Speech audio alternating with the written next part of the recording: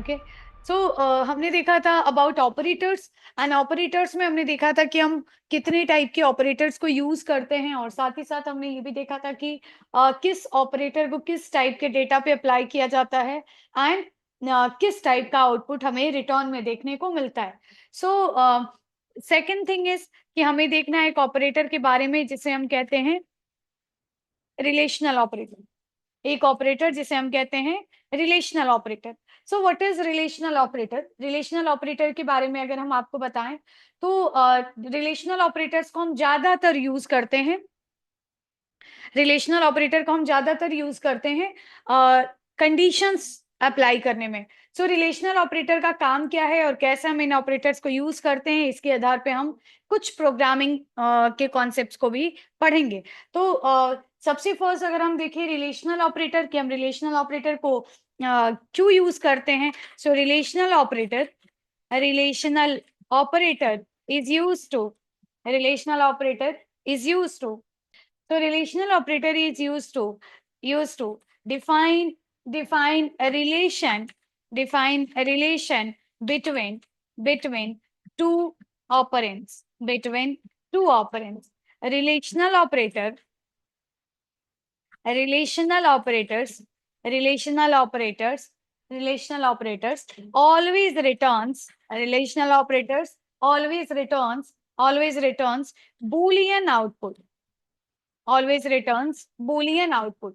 Relational operators always returns boolean output. It is a binary operator. Binary operator, that means it needs two operands.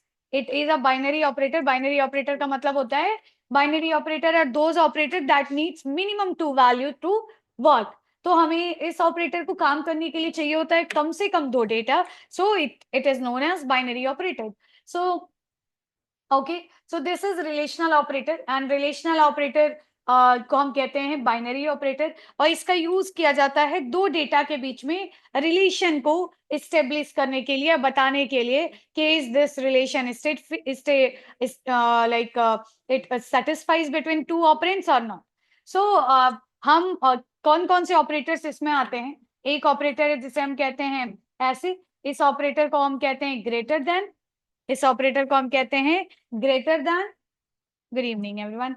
Greater than एक operator जिसे हम ऐसे apply करते हैं, और इस ऑपरेटर को हम कहते हैं लेस देन. और ये सारे ऑपरेटर्स का आउटपुट क्या है, इनका नाम क्या है, ये मैंने बताया. इन ऑपरेटर्स का आउटपुट क्या है? It returns true if first operand returns true if first operand is greater than second operand, otherwise returns false. The second operator is less than operator. Less than operator returns true if second operand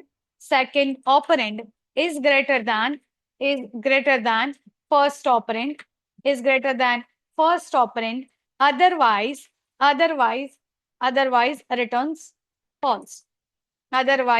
returns false. The third one operator is equals to. Equals इसको हम कहते हैं equals to, and equals to operator returns true if both operands मतलब दोनों data जो इसके left hand side पे दिया है और राइट हैंड साइड पे दिया है, जिन दो डेटा के बीच में हम इसे यूज कर रहे हैं are exactly equals, otherwise returns false. The next one operator is not equals to. इसको हम कहते हैं not equals to, and not equals to operator इसका ये नाम है. And what is this? It returns true if both operands are not equal. not equal. Otherwise अगर equal हो गया, otherwise returns false. So next is this. Next operator is greater than or equals to. This operator returns true if first operand first operand is greater than or equals to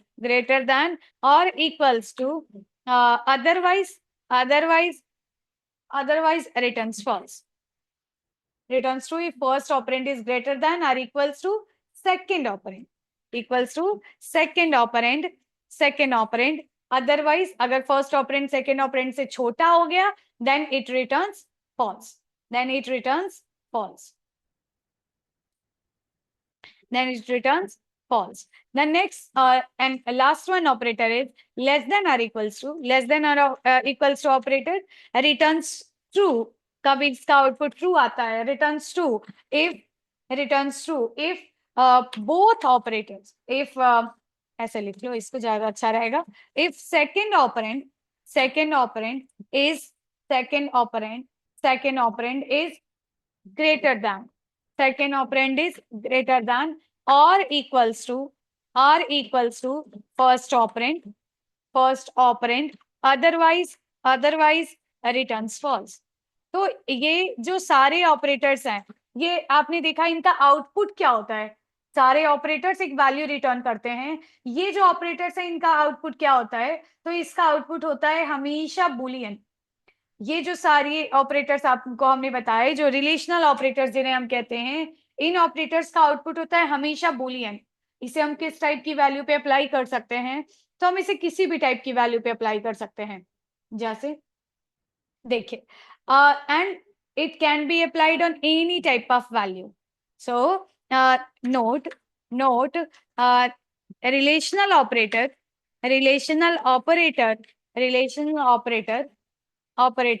can be applied on any type of primitive data. Okay, so अब हम देखेंगे कि कैसे हम इन operators को use करते हैं.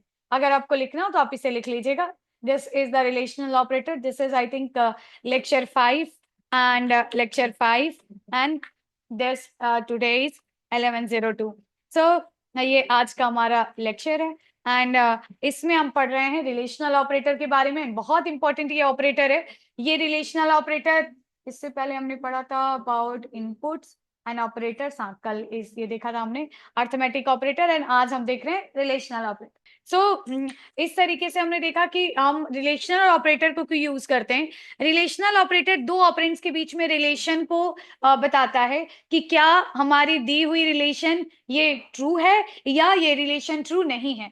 सो किसी भी दो डेटा पे आप इसे अप्लाई कर सकते हैं. जैसे हम एक नया प्रोजेक्ट बनाते हैं और रिलेशनल ऑपरेटर के बारे में कुछ बातें पढ़ते हैं.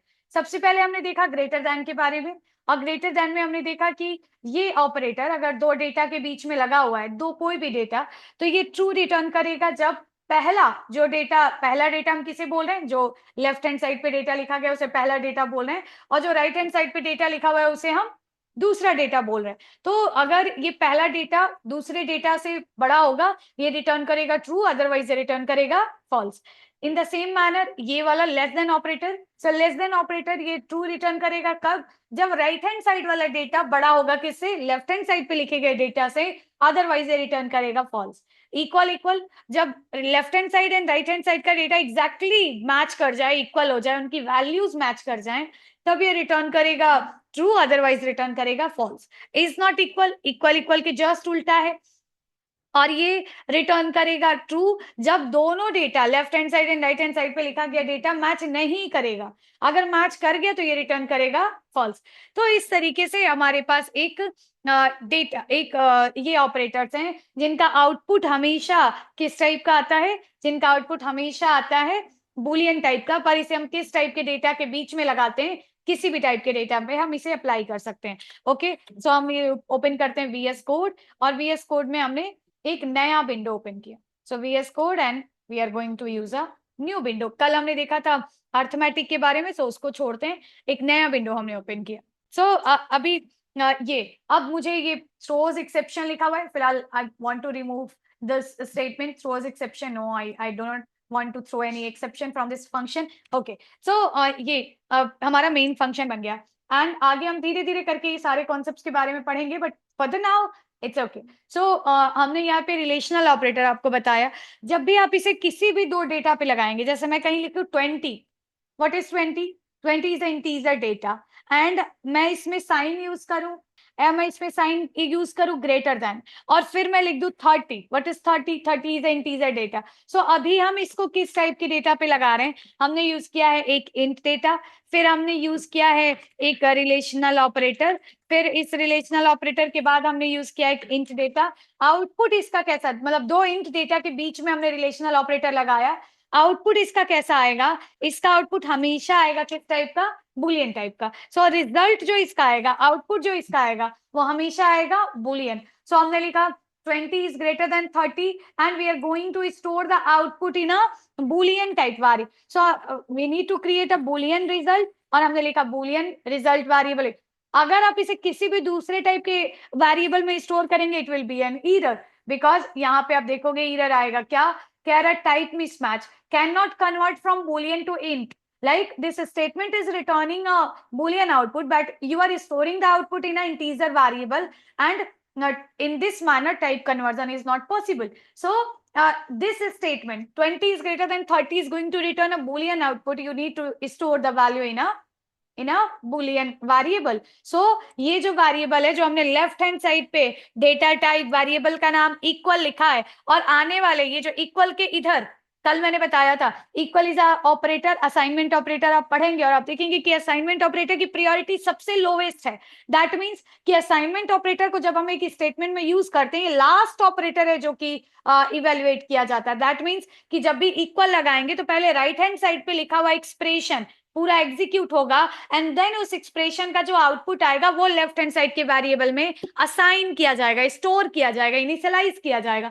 सो this is the assignment operator that is used to initialize the left hand side expressions output into the left hand side variable. तो ये 20 is greater than 30 ये एक ऐसा स्टेटमेंट है जिसका आउटपुट आएगा किस टाइप का? बुलियन। क्यों बुलियन? बिकॉज इसके बीच में जो ये ऑपरेटर यूज किया गया दैट इज ग्रेटर देन। सो मैंने यहाँ पे लिखा बुलियन, मैंने यहाँ पे लिखा बुलियन आउटपुट, और ये अब अभी ये स्टेटमेंट ठीक है। मैं सपोज कि मैं एक वेरिएबल बनाती हूँ, मैंने लिखा क्या आउटपुट आएगा इसका? क्या आउटपुट आएगा इसका? सो 100% ये रिजल्ट वेरिएबल की वैल्यू, क्योंकि अभी ये स्टैटिक वैल्यूज हैं, अभी ये कांस्टेंट वैल्यूज हैं, सो डेफिनेटली आप इसका आउटपुट वैल्यूज को देख के ही बता सकते हैं, because it is a constant value of integer type. So 20 is greater than 30, no 20 is not greater than 30, this relation is wrong. मतलब आपने बोला है कि the first operand is greater than second operand, no it is not. तो इसका output क्या आने वाला है? फॉल्स, और रिजल्ट में वैल्यू क्या स्टोर होने वाली है? फॉल्स। सेकेंड इज मैंने लिखा बुलियन, हमेशा जब आप रिलेशनल ऑपरेटर यूज करेंगे आउटपुट आएगा बुलियन। मैंने लिखा एंड रिमेंबर कि जब भी आप रिलेशनल ऑपरेटर लगा रहे हो उसके left hand side and right hand side पे वैल्यू होनी चाहिए। मींस कि रिलेशनल ऑपरेटर जैसे अर्थमेटिक ऑपरेटर हमेशा दो डेटा के बीच में यूज होता है, वैसे ही रिलेशनल ऑपरेटर हमेशा दो डेटा के बीच में यूज होता है। यस, हमने कल देखा था कि जैसे माइनस जो था, माइनस जैसे सपोज कि मैंने एक स्ट्रिंग टाइप का वेरिएबल बनाया, मैंने लिखा स्ट्रिंग और मैंने लिख दिया स्ट्रिंग रिजल्ट इक्वल्स टू, मैंने लिखा रिजल्ट इक्वल्स, या रिजल्ट तो पहले से बना हुआ है, मैंने लिखा string name equals to, double inverted के अंदर मैंने वैल्यू पास कर दिया, सपोज मैंने वैल्यू पास कर दिया टेकफाइल सेमीकोलन। सो एक वेरिएबल हमने बनाया, हमने लिखा स्ट्रिंग नेम इक्वल्स टू टेकफाइल, एंड एक और वेरिएबल मैंने बनाया स्ट्रिंग टाइप का, लिखा फुल नेम इक्वल्स टू, और फिर से फुल नेम की वैल्यू भी मैंने लिख दिया टेकफाइल एंड सेमीकोलन। और मैं लिखने जा रही हूँ एक स्टेटमेंट, आप ध्यान से सुनिएगा, मैं लिखने जा रही हूँ system.out.println, और इसमें मैं लिखने जा रही हूँ name equals to full name, name equals to full name. ये पूरा एक स्टेटमेंट है, ये पूरा एक स्टेटमेंट है। कैसा स्टेटमेंट? Relational statement. कैसा आउटपुट आएगा इसका? बुलियन। अभी मैं प्रिंटलन पे कर्सर ले जाऊं और दिखाऊं तो दिखा रहा है कि this time in this statement println is being used to print a boolean expression. Look, जैसे प्रिंटलन पे मैं कर्सर ले गई, ये दिखा रहा है ना कि अभी आप कौन सा वाला प्रिंटलन यूज कर रहे हो? बुलियन वाला, that is going to print a boolean value. कौन सी boolean value? So let me debug the Java program and let me show the output of this. तो यहाँ पे अगर हम इसको रन कराएं तो हमें देखने को मिलेगा कि it is returning the output true. And suppose कि हम इसकी वैल्यू अगर जरा से भी चेंज कर दे, लाइक मैंने small T, capital T in small T, अब क्या इसका आउटपुट आएगा? Capital tech pile and small tech. तो यहाँ पे अभी आउटपुट आ रहा है false. So what is, we are comparing two string type value, we are comparing two string type values. तो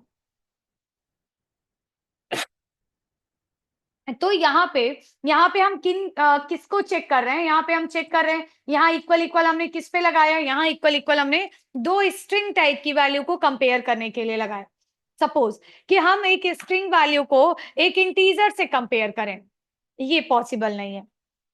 आप दो स्ट्रिंग के बीच में, दो स्ट्रिंग वैल्यू के बीच में आप लगा सकते हैं, 100% आप लगा सकते हैं। क्या? दो स्ट्रिंग वैल्यूज के बीच में आप इक्वल इक्वल कोई भी ऑपरेटर लगा सकते हैं। जैसे अभी हमने लिखा name equal equals to full name, but हम सोचे कि एक स्ट्रिंग, जैसे नेम जो हमने लिखा है वो क्या है? आइडेंटिफायर है।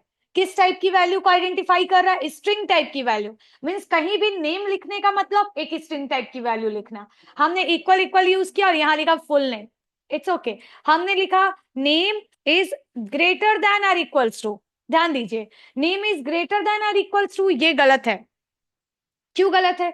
क्योंकि आप इक्वल इक्वल का यूज दो स्ट्रिंग वैल्यूज के बीच में कर सकते हैं, but greater than, less than, इन सारे operator, greater than equals to, less than equals to, इन ऑपरेटर्स का यूज आप इस दो स्ट्रिंग टाइप की वैल्यूज के बीच में नहीं कर सकते। इज नॉट इक्वल को आप दो स्ट्रिंग वैल्यू के बीच में यूज कर सकते हैं, but greater than, less than, greater than equals to, less than equals to को आप दो स्ट्रिंग वैल्यू के बीच में यूज नहीं कर सकते। सो ये हमने देखा सबसे पहले, दो स्ट्रिंग वैल्यू, एंड रिमेंबर दो स्ट्रिंग वैल्यूज, एक स्ट्रिंग और एक इंटीजर, इसके बीच में आप greater than, less than, is not equals to, equal किसी को भी यूज नहीं कर सकते, बट हम सारे न्यूमेरिक वैल्यूज के बीच में यूज कर सकते हैं। जैसे मैंने लिखा system dot out dot println और मैंने प्रिंट करा दिया, मैंने लिखा 10 इक्वल इक्वल्स टू 10.5f। 10 क्या है? कहीं पे भी मैं 10 लिख रही हूं, ये 10 किस टाइप की वैल्यू को बता रहा है? एक इंटीजर वैल्यू। 10.5f किस टाइप का है? 10.5f है फ्लोट टाइप का। एक इंटीजर और एक फ्लोट के बीच में क्या हम इक्वल इक्वल यूज कर सकते हैं? 100% कर सकते हैं। क्या हम ग्रेटर देन यूज कर सकते हैं? 100% कर सकते हैं। क्या हम greater than equals to use कर सकते हैं? 100% कर सकते हैं। क्या हम less than equals to use कर सकते हैं? कर सकते हैं। क्या हम is not equals to use कर सकते हैं? सो किसी भी दो न्यूमेरिक वैल्यूज के बीच में आप इनमें से किसी भी ऑपरेटर को यूज कर सकते हैं। Are you getting the point? So इस तरीके से हम इन ऑपरेटर्स को यूज किया करते हैं। नेक्स्ट वन इज हमने यूज किया ऐसा, system dot out dot println. और मैंने, अब ध्यान रखिए, जहां भी आप, अभी तो मैं आने वाले आउटपुट को डायरेक्ट प्रिंट करा रही हूं, बट अभी आप देखोगे प्रिंटलन किस टाइप की वैल्यू प्रिंट कर रहा है? बुलियन। यहाँ प्रिंटलन किस टाइप की वैल्यू प्रिंट कर रहा है? बुलियन। यहाँ मैंने प्रिंटलन में एक स्टेटमेंट लिखा, मैंने लिखा सिंगल कोट्स के अंदर ए, सिंगल कोट्स के अंदर A equal equals to 60, single quotes के अंदर ए इक्वल इक्वल्स टू 60। मतलब हम किसको किसको कंपेयर कर रहे हैं? सिंगल कोट्स में लिखा गया ए किसे बता रहा है? एक कैरेक्टर टाइप की constant value.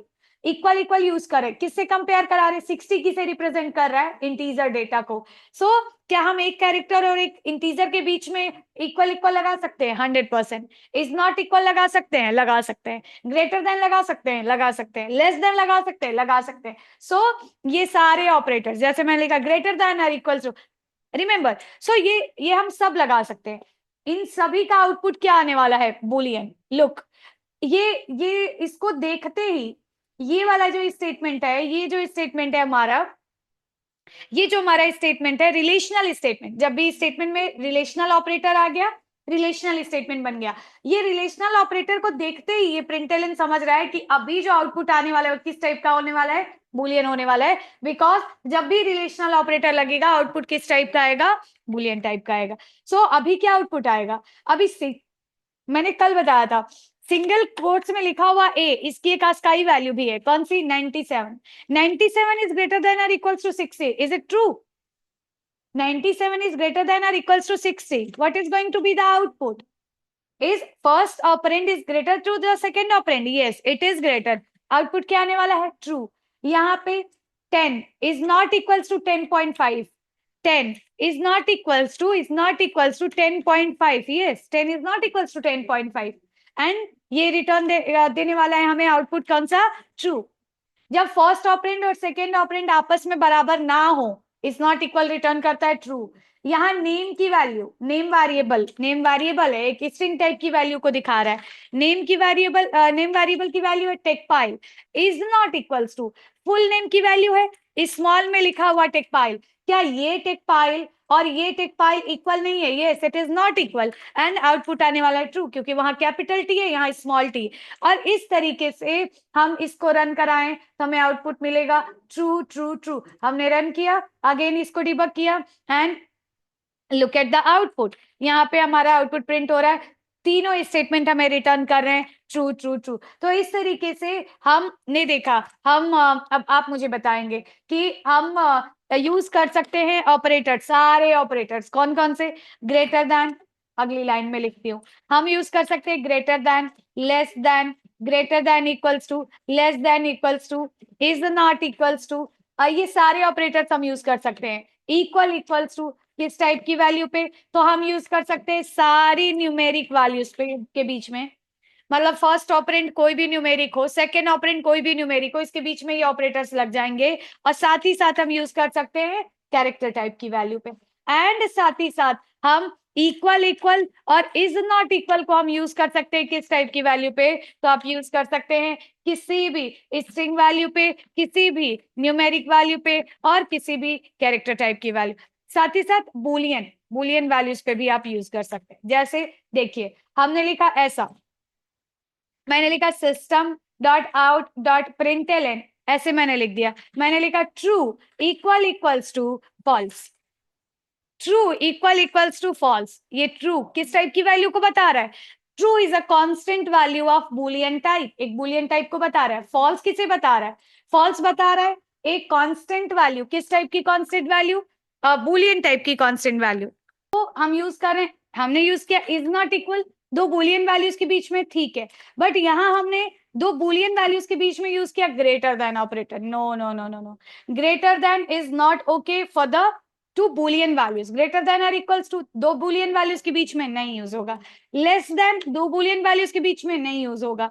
Less than equals to दो बुलियन वैल्यूज के बीच में नहीं यूज होगा। हम इक्वल इक्वल लगाना चाहते हैं एक बुलियन वैल्यू और दूसरी सपोज इंटीजर वैल्यूज के बीच में, यूज नहीं होगा।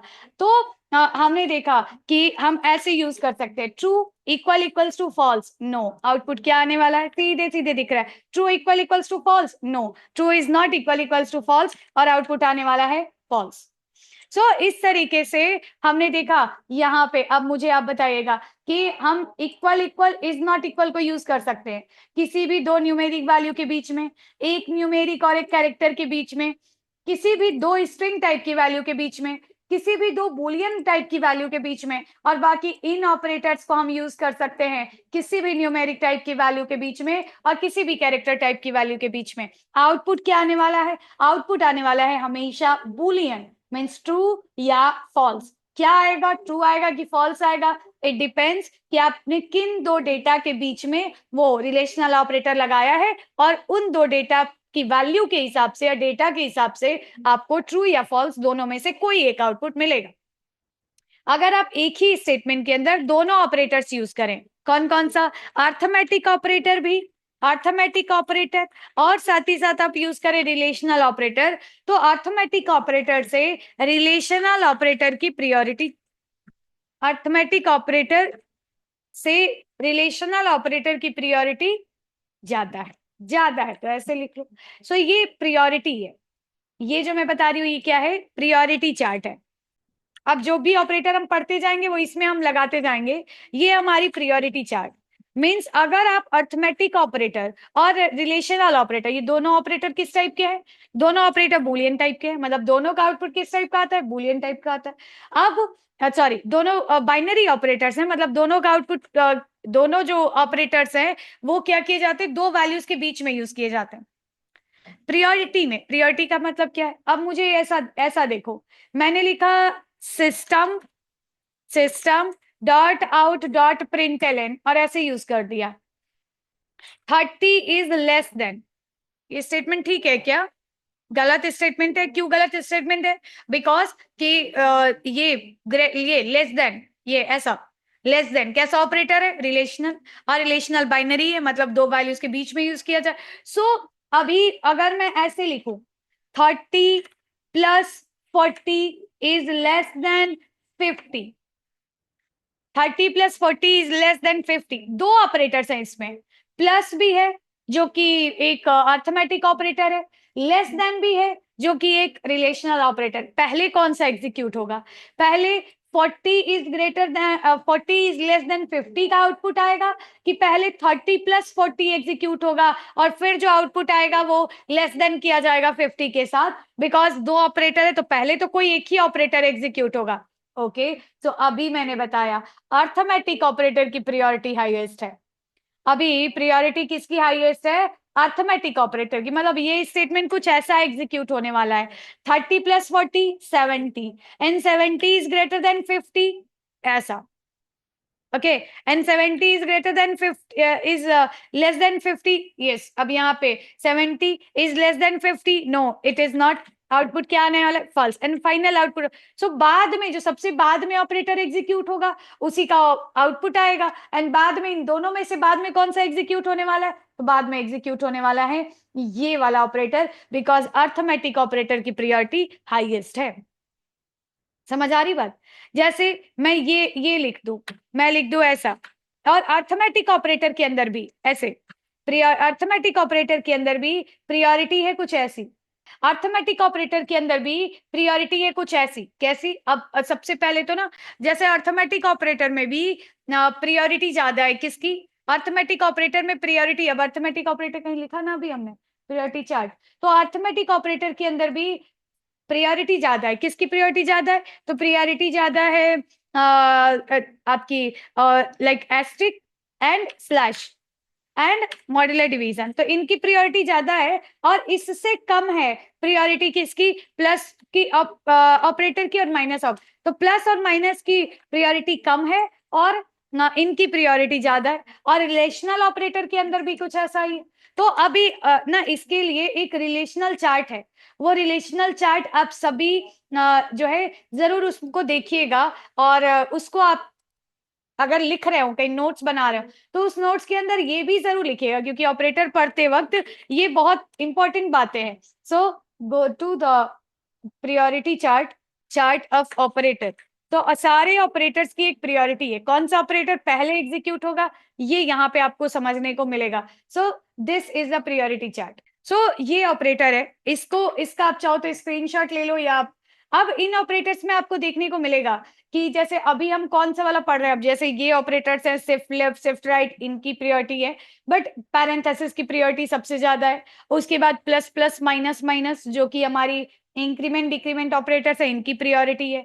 लेकिन आप यहां से देखो, मल्टीप्लाई स्लैश और मॉड्यूलर डिवीजन, इनकी प्रायोरिटी सेम है। और जब एक ही स्टेटमेंट के अंदर ये तीनों आ गए, तब पहले कौन सा एग्जीक्यूट होगा? वहां पे काम करता है एसोसिएटिविटी।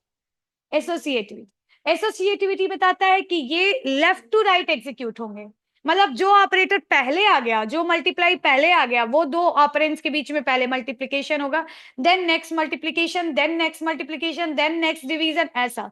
एंड उसके बाद प्रायोरिटी है किसकी? प्लस और माइनस की। सो प्लस और माइनस की प्रायोरिटी सेम है, बट प्लस माइनस से ज्यादा है किसकी? मल्टीप्लाई स्लैश और मॉड्यूलर डिवीजन की।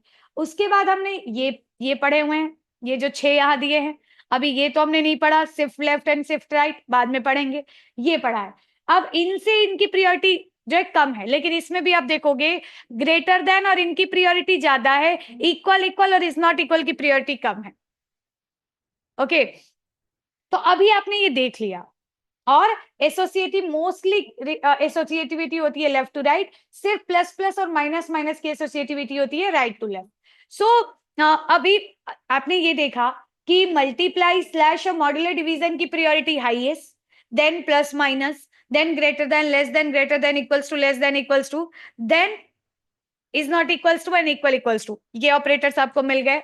अब इन ऑपरेटर्स को देखते हुए मैं एक स्टेटमेंट यहां लिखने जा रही हूं जिसका आउटपुट आपको मुझे बताना है कि क्या होगा। मैंने लिखा system dot out dot println and the statement is 10 multiply by 10 multiply by 2 divide by 3 modular divide by 2 या modular divide by suppose 7 and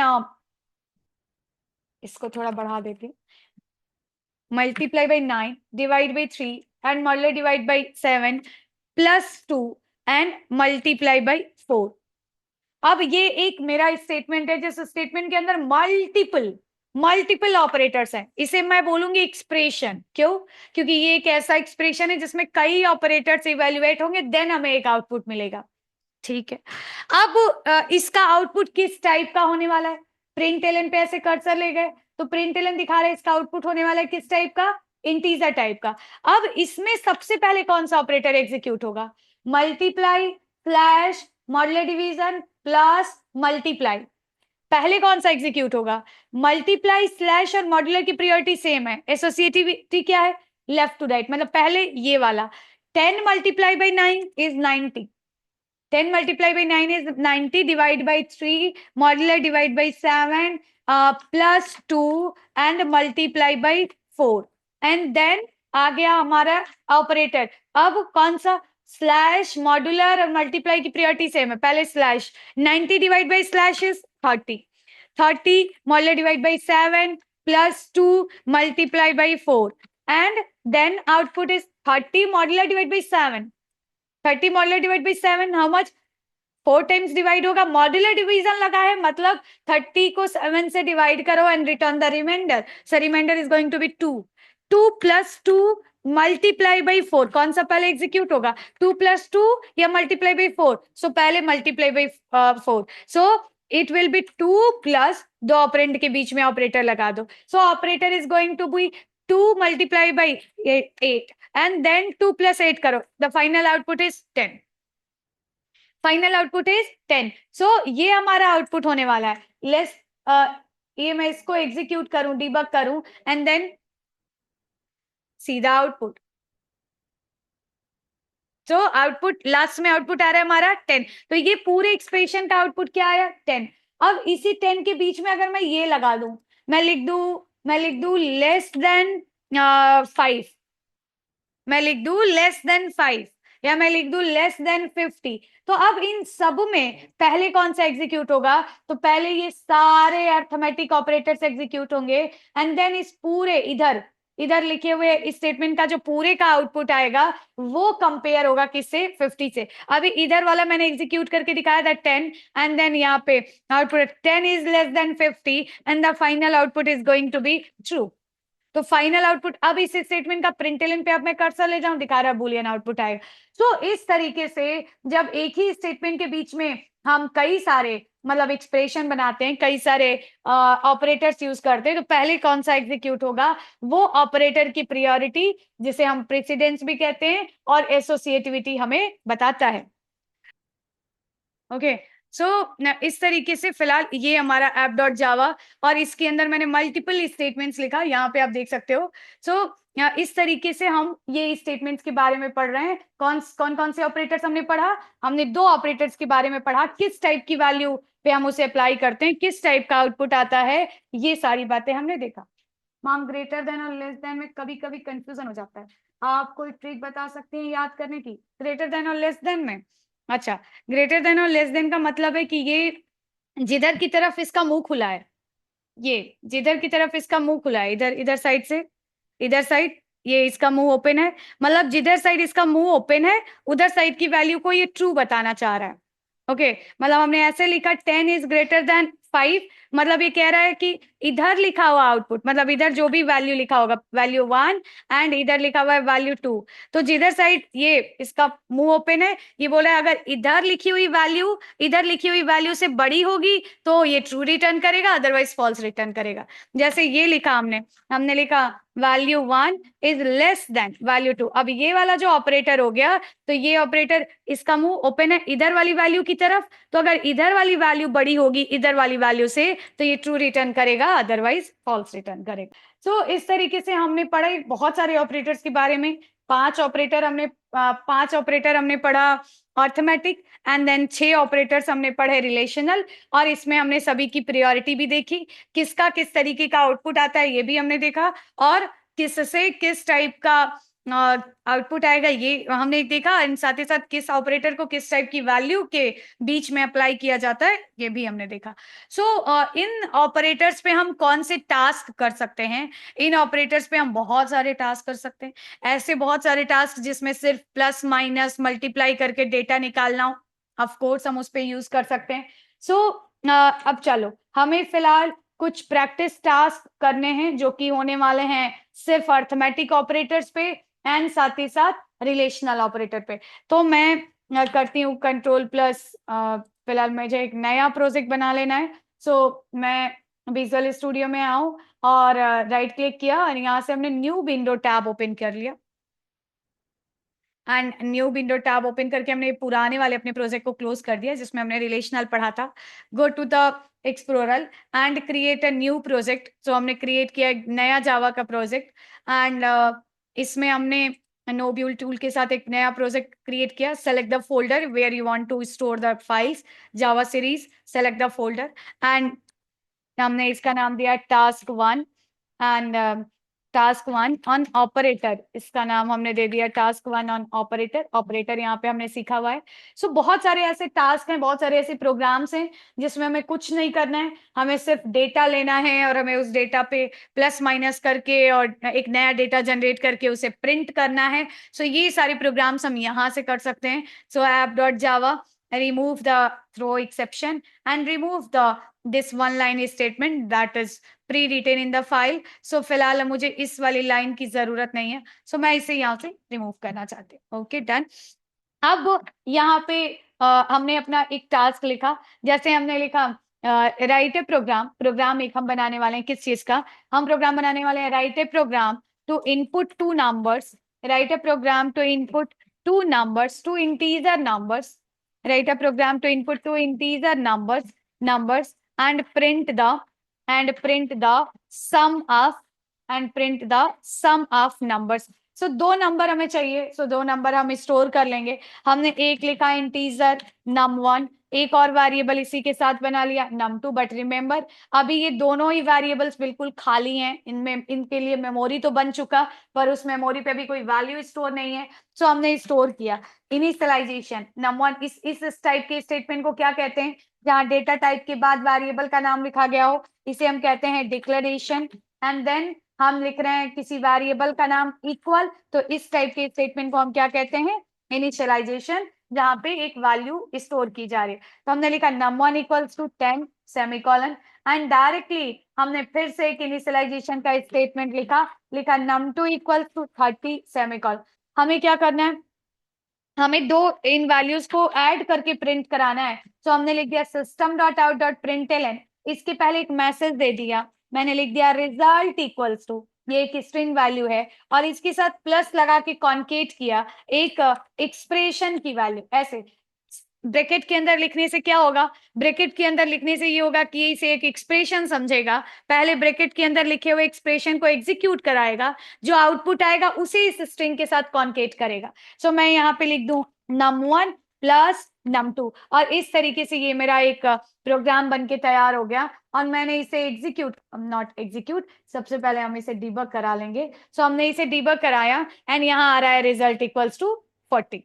तो इस तरीके से हमारा आउटपुट आ रहा है रिजल्ट इक्वल्स टू 40। तो ये हमारा आउटपुट हो गया। एंड देन अगर मुझे ऐसा करना है कि ये जो इस एक्सप्रेशन से जो आउटपुट आ रहा है उसे भी हम किसी वेरिएबल में स्टोर करना चाहते हैं, फिर हम उस वेरिएबल से वैल्यू एक्सेस करना चाहते हैं, तो हमें पता है कि जब भी हम ऐसा स्टेटमेंट लिखेंगे num1 प्लस num2, तो क्योंकि num1 एक इंटीजर टाइप के डेटा को दिखा रहा है, num2 एक इंटीजर डेटा को दिखा रहा है, दो इंटीजर वैल्यूज ऐड की जाएंगी तो आउटपुट किस टाइप का आएगा? इंटीजर। तो मैंने लिख दिया integer result equals to num1 plus num2, और यहाँ डायरेक्ट num1 प्लस num2 को प्रिंट ना करा के मैंने लिख दिया system dot out dot println, और यहाँ पे मैंने प्रिंट करा दिया रिजल्ट इक्वल्स टू, और फिर इस स्ट्रिंग वैल्यू के साथ कॉन्केट कर दिया, प्लस लगा दिया और लिख दिया एक इंटीजर वैल्यू, कौन सी, रिजल्ट। सो रिजल्ट इक्वल, अभी भी मैं इसको एग्जीक्यूट कराऊं तो आउटपुट वही का आएगा, result equals to 40,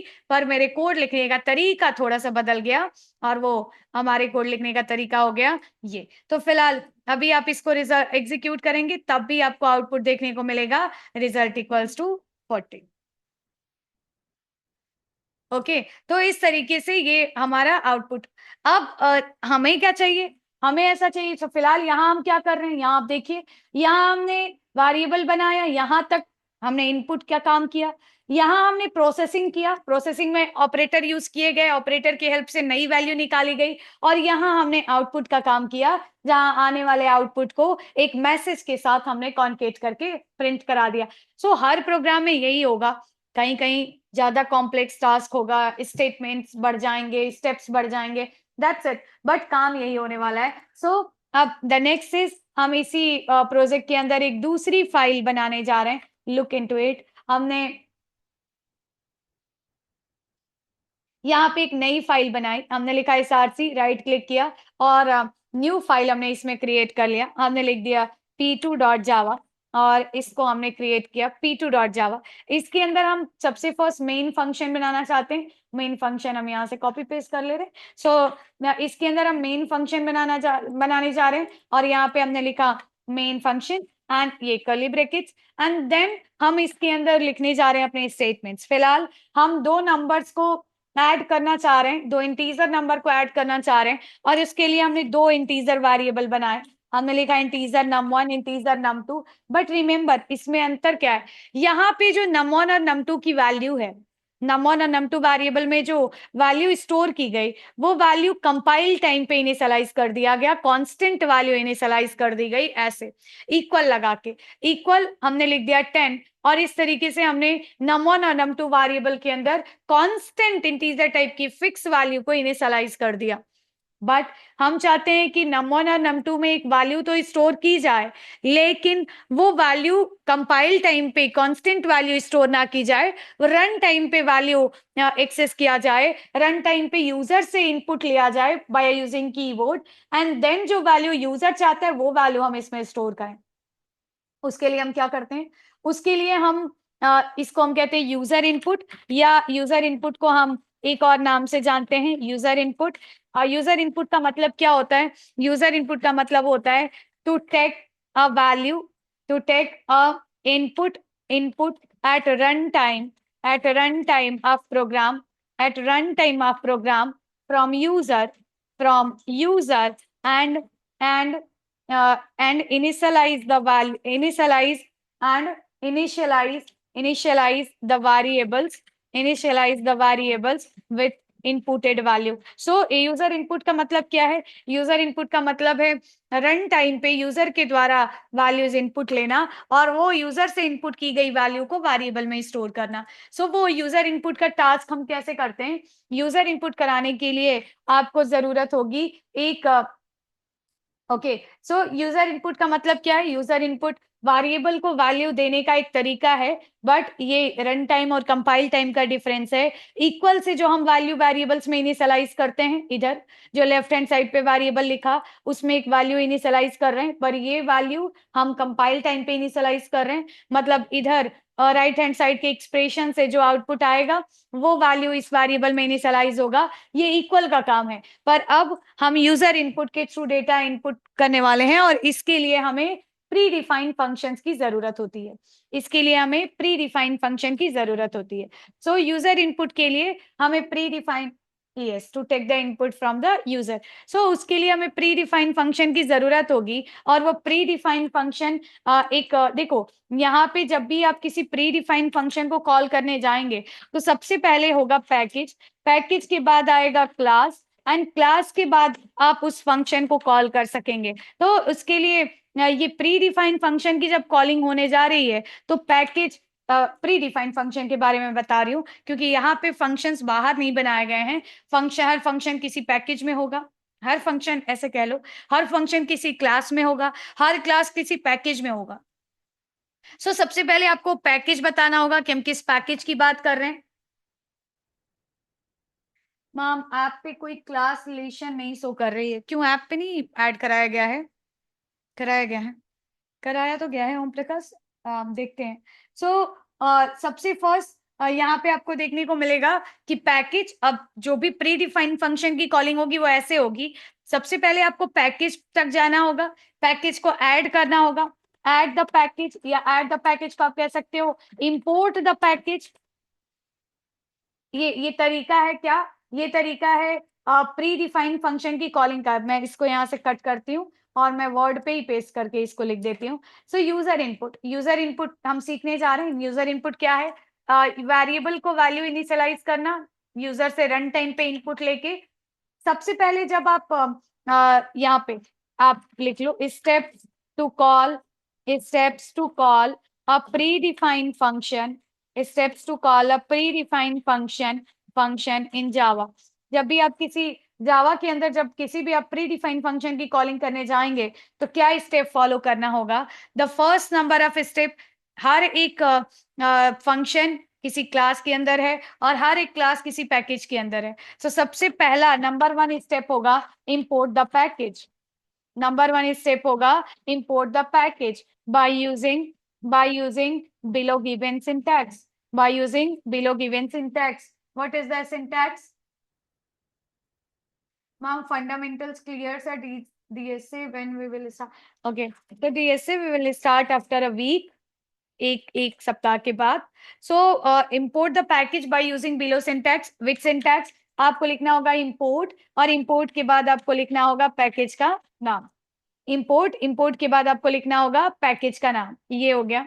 and then आपको स्टेप नंबर 2, क्लास को यूज करने के लिए create a object of a class, create a object of a class. अभी आप इसको रट लो, बाद में हम समझेंगे कि ऑब्जेक्ट क्रिएट करने से क्या होता है और ये सारी बातें। Then yes Java dot util dot scanner. So यहाँ पे create object of the class. Object of the class create करने का सिंटैक्स होता है क्लास नेम, क्लास नेम के बाद हम लिखते हैं ऑब्जेक्ट नेम, इक्वल लगाते हैं, न्यू कीवर्ड का यूज करते हैं जिससे क्लास का एक इंस्टेंस क्रिएट होता है जिसे हम ऑब्जेक्ट कहते हैं। एंड देन अगेन हम यूज करते हैं class name and parenthesis and semicolon. Third step है, थर्ड स्टेप है call the method, call the method which required. और मेथड को कॉल करने के लिए मेथड, मेथड METH ये। एंड मेथड को स्टार्ट करने के लिए हम लिखते हैं ऑब्जेक्ट का नाम, जो भी ऑब्जेक्ट हमने पहले बनाया, फिर डॉट, और डॉट के बाद हम लिखते हैं फंक्शन का नाम, और इस तरीके से हम फंक्शन की कॉलिंग किया करते हैं। सो फिलहाल जो फंक्शन हम कॉल करने जा रहे हैं उसके लिए हमें एक पैकेज की जरूरत होगी। कौन सा पैकेज? जिसे हम कहते हैं जावा डॉट यूटिल, यूटिल नाम का पैकेज है। और उसको इंपोर्ट करने के लिए आपको the example, example, example, example हम लिखने जा रहे हैं। सो एग्जाम्पल के तौर पे हम यूज करने वाले हैं to call user input functions, to call user input functions, user input functions को यूज करने वाले हैं। और यूजर इनपुट फंक्शंस को कॉल करने का पहला स्टेप ऊपर जो मैंने लिखा उससे मिला मिला के पढ़िएगा। द नंबर वन स्टेप है कि इंपोर्ट द पैकेज, और इसके पैकेज का नाम है यस स्टैटिक मेंबर्स होंगे तो डायरेक्ट क्लास के साथ एक्सेस किए जाएंगे, बट स्टैटिक मेंबर्स नहीं है जो यूजर इनपुट फंक्शंस हैं, तो इसलिए उनको ऑब्जेक्ट बना के तब क्लास के इंस्टेंस के साथ कॉल किया जाता है। So the number one step is package name import करना and import Java dot util package, import Java dot util package which contains all user input classes. जो क्लासेस यूजर इनपुट के लिए important है वो सारे बनाई गई है किसके अंदर? जावा डॉट यूटिल। इसके लिए हम एक स्टेटमेंट लिखेंगे सबसे ऊपर, और वो स्टेटमेंट होगा इंपोर्ट, वो स्टेटमेंट होगा इंपोर्ट, एंड इंपोर्ट के बाद लिखा जाएगा जावा जो कि एक पैकेज है। इसके अंदर एक पैकेज बना हुआ है जिसका नाम है यूटिल, और उसके बाद हम लिखते हैं यूटिल पैकेज से हम कौन सी क्लास को कॉल करने वाले हैं। तो आपने एस्ट्रिक लगा दिया तो सारी क्लासेस का आप ऑब्जेक्ट बना सकते हो, या आप किसी एक क्लास, फिलहाल हम सिर्फ एक ही क्लास को यूज करने वाले हैं जिसका नाम है जावा dot util dot scanner, S capital होगा। सारी क्लासेस का नेमिंग कन्वेंशन जो है वो पास्कल है, पास्कल में पहला लेटर कैपिटल है। देन आपको स्कैनर क्लास का ऑब्जेक्ट बनाना है। Create the object of scanner class, create object of scanner class, scanner class का ऑब्जेक्ट बनाना है scanner class which includes all user input functions, all user input functions। so all user input functions scanner class के अंदर है, और उसके लिए आपको ऊपर देखिए क्लास का नाम स्कैनर, एंड स्कैनर के बाद आपको लिखना होगा ऑब्जेक्ट का नाम, हमने लिखा scan equals to new keyword, फिर से एक बार क्लास का नाम, और इसमें एक पैरामीटर भी पास किया जाता है इनपुट मेथड, जिसके लिए हम यूज करते हैं system dot in. System dot in का मतलब इनपुट मेथड होने वाला है by using keyboard. And then आपको इसमें बहुत सारे फंक्शंस मिल जाएंगे, जैसे आपको फंक्शन मिल जाएगा use scan dot next int, use scan dot next int का फंक्शन which returns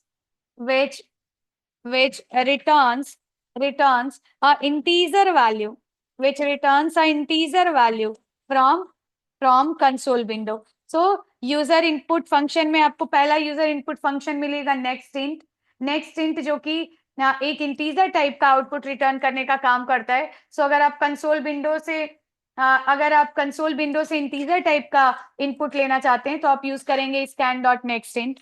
आप ऐसे, इसका सिंटैक्स है इंटीजर, फिर आप लिखोगे एक वेरिएबल का नाम और लिखोगे equals to scan dot next int, और नेक्स्ट इंट में नेक्स्ट का एन स्मॉल और इंट का आई कैपिटल। एंड देन अगर आपको कोई फ्लोट टाइप की वैल्यू, अब इसको हम एक एक करके देख लेते हैं।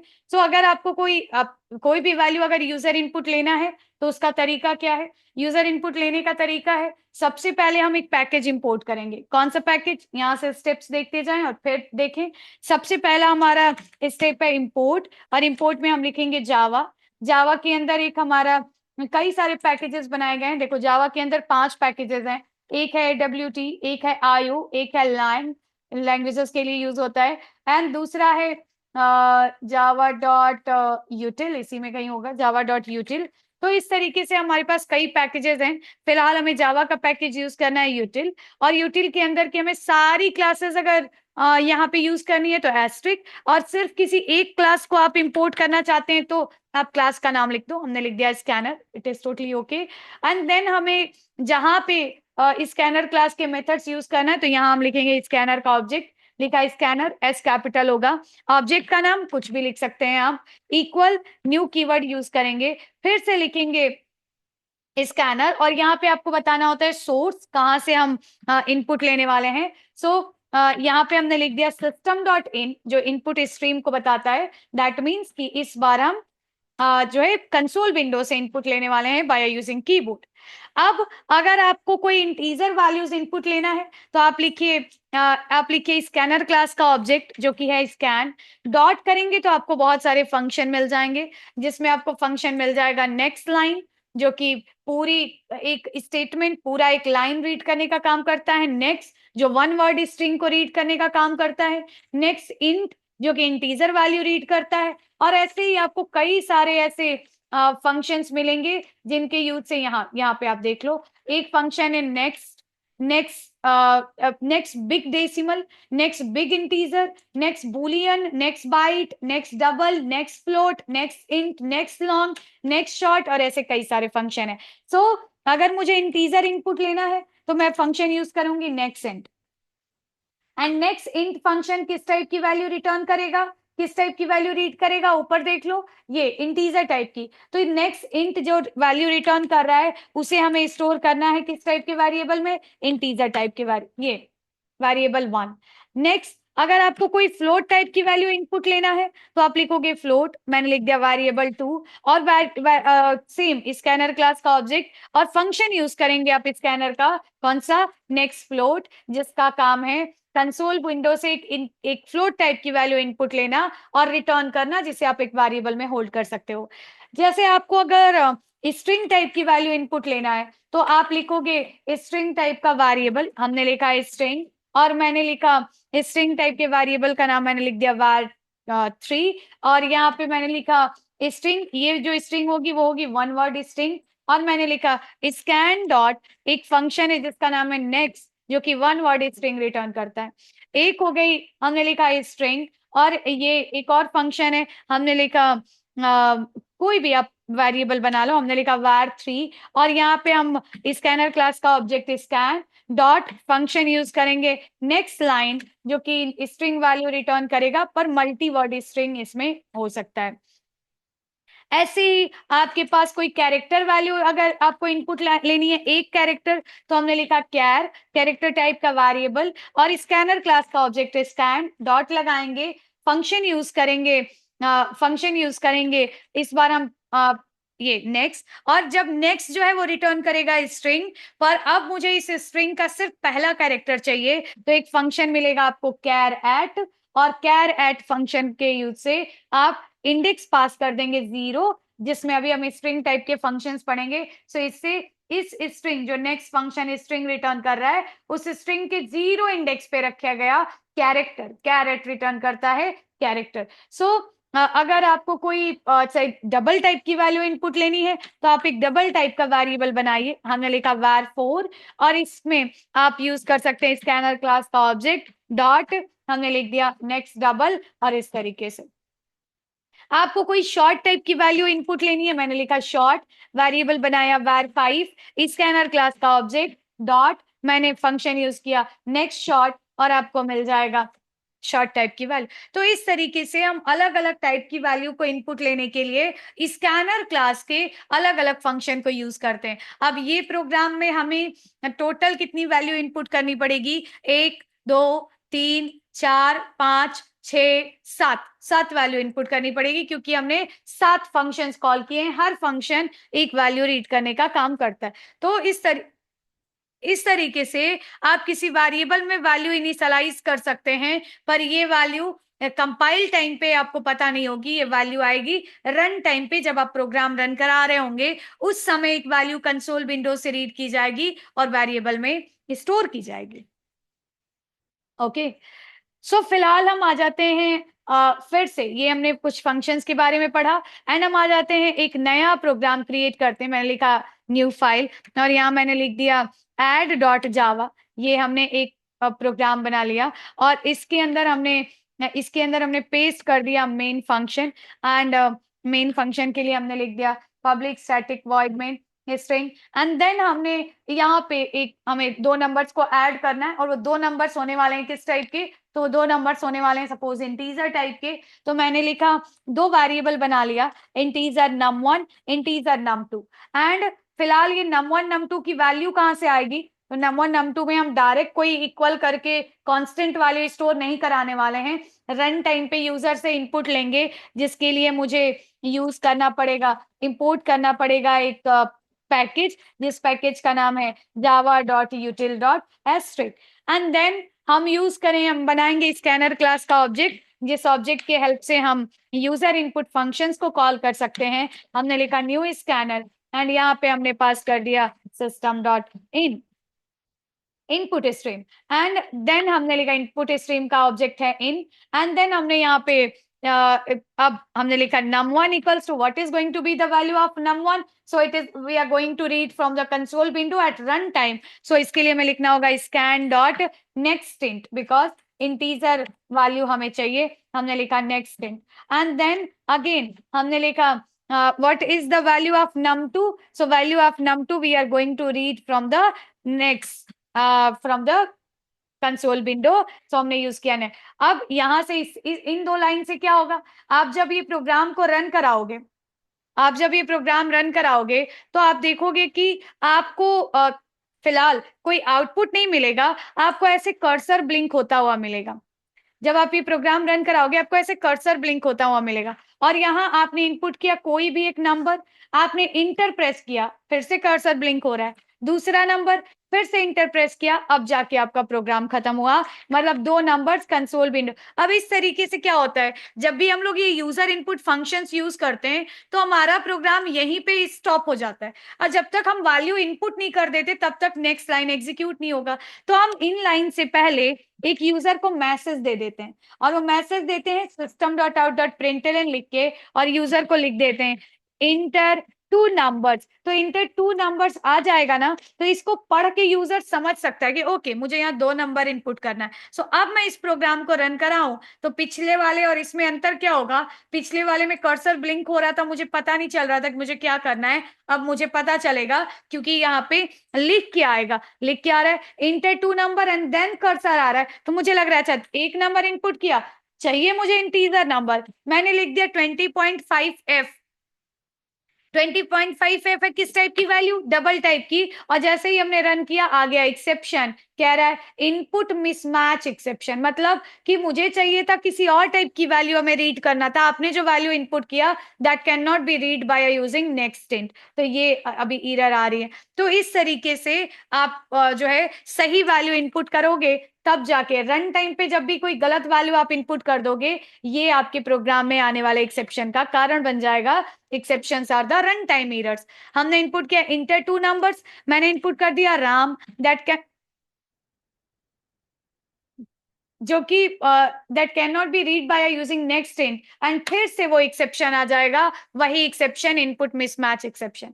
एंड अगेन मैंने एक बार ये प्रोग्राम रन कराया, इस बार हम सही टाइप की वैल्यू देने वाले हैं, इंटीजर टाइप की, इंटर 2 नंबर हमने इनपुट किया 10, फिर से इंटर किया, अच्छा एक और बार नेक्स्ट इंट यूज किया गया है, एक और वैल्यू इनपुट किया, एंड अब जाके प्रोग्राम खत्म हुआ। पर मेरा प्रोग्राम इतने पे खत्म नहीं होना चाहिए, मेरा ये 2 नंबर हमने जो है स्टोर करा लिया। अब मैं एक काम करने वाली हूँ, मैंने लिखा system.out.println, यहाँ पहले एक मैसेज दिखा, मैंने लिखा result equals to, and then इसके साथ कॉन्केट कर दिया, पैरेंथेसिस में लिखेंगे num1 प्लस num2, नहीं तो क्या होगा num1 और num2 की वैल्यू कॉन्केट होने लगेगी। पैरेंथेसिस में लिखने से इसे एक एक्सप्रेशन मानेगा, पहले num1 प्लस num2 को एग्जीक्यूट करेगा, एंड देन जो आउटपुट आएगा उसे इस स्ट्रिंग के साथ कॉन्केट करेगा, and this is going to be the output. So अब जो हमारा फिलहाल आउटपुट है वो आपको पहले से नहीं पता है, कि क्योंकि इस वाले प्रोग्राम में आपको पहले से पता था कि रिजल्ट क्या आने वाला है, 10 प्लस 30 आने वाला है, 40 आने वाला है, बट इस वाले प्रोग्राम में आप इसे देख के नहीं बता सकते कि अभी आउटपुट क्या आने वाला है, बिकॉज कि आउटपुट आएगा num1 प्लस num2 से, और num1 प्लस num2 आपको पता नहीं है, num1 की वैल्यू क्या है, num2 की वैल्यू क्या है, ये सब पता चलेगा रन टाइम पे जब हम इसे रन कराएंगे। हमने रन किया एक बार फिर से, एंड फिर से मेरा आउटपुट आया इंटर 2 नंबर्स, मैंने इस बार नंबर इनपुट किया, the first number is 50, the second number is 20, any value that you are going to input that is not readable by next int, it is going to be an exception. तो आप सही से ध्यान से value input करिए, and अभी output आया result equals to 70। So इस तरीके से हम अलग अलग टाइप की वैल्यू इनपुट ले सकते हैं, उस टाइप की वैल्यू पे अलग अलग प्लस माइनस ऑपरेशंस कर सकते हैं, and then we can print the output. बात समझ आ रही?